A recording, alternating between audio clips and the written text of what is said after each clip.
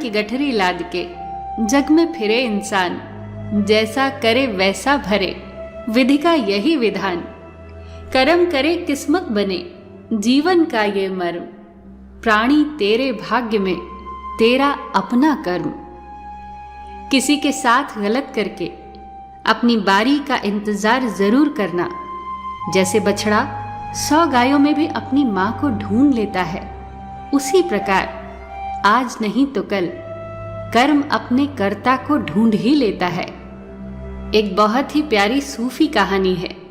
एक चोर रात के समय किसी मकान की खिड़की से भीतर जाने लगा। खिड़की की चौखट टूटी और वो गिर पड़ा और उसकी टांग टूट गई। अगले ही दिन उसने उस मकान के मालिक पर मुकदमा कर दिया और अपनी टांग के टूटने का सारा दोष उस मकान के मालिक पे मढ़ दिया। मकान के मालिक को अदालत बुलाया गया तो उसने अपनी सफाई में कहा कि इसका जिम्मेदार तो बढ़ई है जिसने ये चौखट बनाई।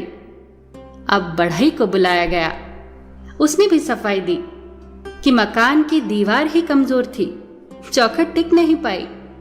कसूर तो ठेकेदार का है। जब ठेकेदार को बुलवाया गया तो उसने अपनी सफाई दी कि जब मैं ये दीवार बना रहा था तो एक महिला वहां से गुजरी थी और मेरा सारा ध्यान उसी ने आकर्षित किया था, इसीलिए इस दीवार में कमी रह गई। कसूर तो उस महिला का है। अब उस महिला को बुलाया गया।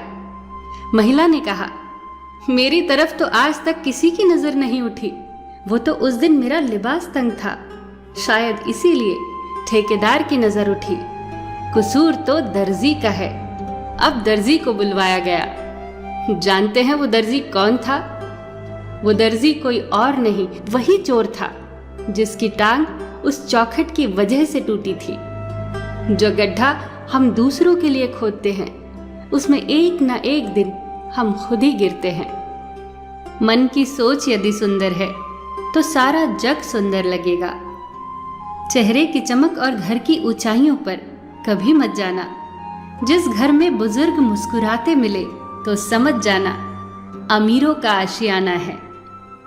मानव कितने भी प्रयत्न कर ले, अंधेरे में छाया, बुढ़ापे में काया और अंत में माया किसी का साथ नहीं देते। ईश्वर ने कान दो और मुख एक ही बनाया है, जो इशारा करता है कि सुनो ज्यादा और कहो कम। जब आप बात करते हैं तो आप केवल वही दोहराते हैं जो आप पहले से जानते हैं, लेकिन जब आप सुनते हैं तो आप कुछ नया सीखते हैं। इन बातों पर जरूर गौर करना।